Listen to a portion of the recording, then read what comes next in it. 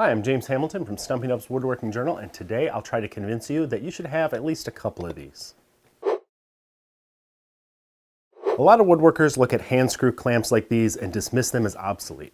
After all, woodworking catalogs are full of other fancy, expensive, more modern clamps.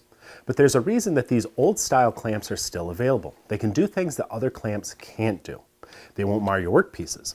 The deep throat gives them an extended reach. You can adjust the pressure down the length of the jaw.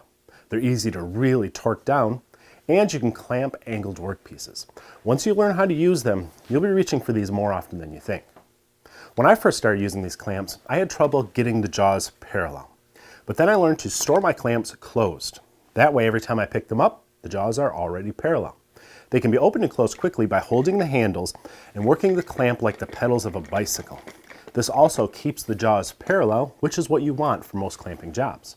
I spread the jaws until they're just a bit wider than the workpieces I want to clamp.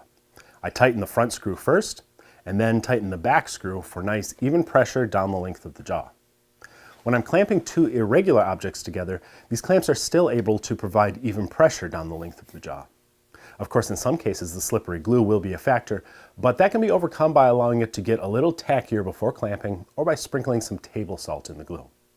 Wooden hand screws are simple, but still extremely versatile. I use them for all sorts of things.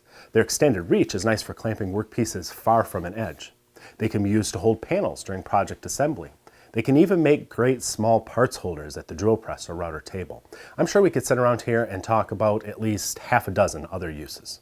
I highly recommend that you get at least a couple for your workshop, or better yet, a couple of a few different sizes. If you click on the notes below this video, I placed a link to the Rockler versions, which are my favorite because they're very well made but still less expensive than some other brands. So check them out.